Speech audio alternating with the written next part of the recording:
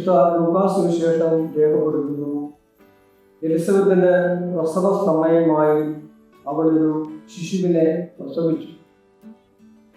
യേശുവിന്റെ മുന്നോടിയായ സ്നാപക യോഹന്നാന്റെ ജനനത്തിന്റെ മംഗളാഖ്യാനമാണ് ഇന്നത്തെ പ്രഭാഷണത്തിന്റെ മുഖ്യ വിഷയം. പ്രിയപ്പെട്ടവരെ, മംഗളവാർത്തകാലം ദൈവത്തിന്റെ അനിതര സാധാരണമായ ദൈവകരുണയുടെ ഉദാരവൽക്കരണമാണ് ഈ കാലഘട്ടത്തിൽ നമ്മൾ കാണുന്നത്. ദൈവത്തിന്റെ ഉദാരവൽക്കരണം, കരുണയുടെ ഉദാരവൽക്കരണം എന്ന് പറയുമ്പോൾ ദൈവം മനുഷ്യനോട് കരുണ കാണിക്കുന്നു.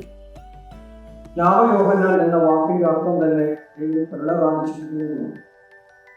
എന്നാൽ അവർ എങ്ങനെയാണ് മംഗളരൂപരായി എലിസബത്തും സക്രിയായും ഒപ്പം അന്നാട്ടിലെ എല്ലാ ജനങ്ങളും അപാലപുത്ര ജനങ്ങളും യോഹന്നാന്റെ ജനനത്തിലെ മംഗളരൂപരായി?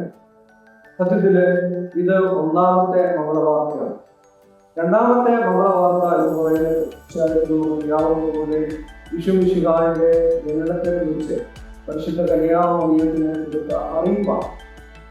ഇവിടെ ഈ ദൈവത്തിന്റെ കരുണ മനുഷ്യന്റെ എല്ലാ തിന്മകളെയും മനുഷ്യന്റെ കുറവുകളെയും അതിലംഘിക്കുന്ന രീതി എന്ന് നമ്മൾ പറയുമ്പോൾ വന്ധ്യത ശാപമായിരുന്ന ഒരു കാലഘട്ടത്തിൽ ആ കുടുംബത്തോട് ദൈവം കരുണ കാണിച്ചിട്ടുള്ളതാണ്. ആ കുടുംബത്തോട് ദൈവം കരുണ കാണിച്ചു. ആ കരുണ വാസ്തവത്തില് വലിയ ഒരു ഉത്തേജനം ആ സമൂഹത്തിന് നൽകി എന്നുള്ളതാണ് ഈ നമ്മുടെ യേശുവിന്റെ മുന്നോടിയായ സ്നാപകയോഹന്നാന്റെ ജനനത്തിന്റെ മംഗള ആഖ്യാനമായിട്ട് നമുക്ക് വ്യാഖ്യാനിക്കാനായിട്ട് സാധിക്കും. സ്നാപകയോഹന്നാന്റെ ജനനം തന്നെ രക്ഷയുടെ അടയാളമായിട്ട് മാറുകയാണ്. രക്ഷയുടെ അടയാളം എന്ന് ഞാൻ പറയുന്നത് ഇവിടെ ഏതാനും പേരുകൾ നമ്മൾ കാണുന്നു. യോഹന്നാൻ, അതുപോലെ ഗബ്രിയേൽ, എലിസബത്ത്, സക്രിയ. പഴയ നിയമം പ്രവചനങ്ങളുടെ പൂർത്തീകരണമായിട്ട് എലിസബത്ത് എന്ന് പറഞ്ഞു കഴിഞ്ഞാൽ ദൈവം ശപഥം ചെയ്യുന്നതാണ്. അപ്പോൾ ദൈവം ശപഥം ചെയ്തപ്പോൾ എന്ന് പറഞ്ഞാൽ സക്രിയ എലിസബത്ത് ദമ്പതികൾക്ക് കുഞ്ഞുണ്ടാകട്ടെ എന്ന് ദൈവം ശപഥം ചെയ്തപ്പോൾ അതിന്റെ ബാക്കിയായിട്ട് ദൈവം സക്രിയയെ ഓർമ്മിച്ചു. സക്രിയ എന്ന വാക്കിന്റെ അർത്ഥം ദൈവം ഓർമ്മിച്ചു. ഈ ദൈവം ഓർമ്മിച്ചു കഴിഞ്ഞപ്പോൾ ദൈവം തന്റെ ദൂതനായ ഗബ്രിയേലിനെ സക്രിയയുടെ അടുത്തേക്ക് അയക്കുകയാണ്. സക്രിയ ദൈവദൂതന്റെ വാക്കുകൾ അവിശ്വസിച്ചു.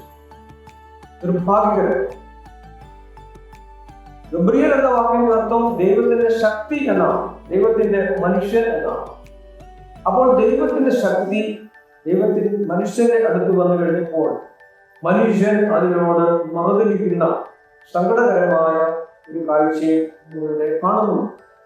സത്യം പറഞ്ഞു കഴിഞ്ഞാൽ ആ ദൈവത്തിന്റെ കരുണ ആസ്വദിക്കാനായിട്ട് 9 മാസക്കാലം സക്രിയയ്ക്ക് സാധിച്ചു.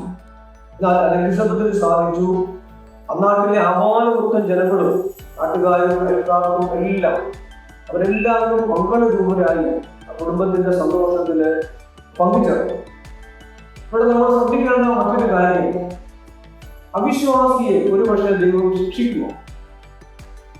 വളരെ വർഷങ്ങളോട് ഒരു കുഞ്ഞിക്കാല് കാണാനുള്ള ആഗ്രഹത്തിനായി പ്രാർത്ഥിച്ച് ധ്യാനിച്ചിരുന്ന സക്രിയ ദേവദൂതന്റെ വാക്കുകളെ ചുമ്മാ വെറുതെ അവിശ്വസിച്ചു കളഞ്ഞു. അതുകൊണ്ട് എന്ത് പറ്റി? അദ്ദേഹം 9 മാസക്കാലം നമ്മൾ മനസ്സിലാക്കുന്നതനുസരിച്ച് മംഗളവാർത്തകളുടെ ശിക്ഷണവുമായി കഴിഞ്ഞു. പ്രിയപ്പെട്ടവരെ, ദൈവസന്നിധിയിൽ തഴക്കവും പഴക്കവുമുള്ള ഒരു വലിയ പുരോഹിതനാണ് ഇങ്ങനെ ശിക്ഷിക്കപ്പെടുന്നത്. അപ്പോൾ നമ്മൾ ഈ കാലഘട്ടത്തിലൂടെയൊക്കെ കടന്നു പോകുമ്പോൾ നമ്മളെ മംഗളരൂപരാക്കാനായിട്ട് ദൈവം എപ്പോഴും സന്നദ്ധനാണ്. എപ്പോഴും ദൈവം സദ്വാർത്തകൾ, സുവാർത്തകൾ, വിശേഷങ്ങൾ നമ്മുടെ ജീവിതത്തിലേക്ക് അറിയിച്ചുകൊണ്ടാണ്.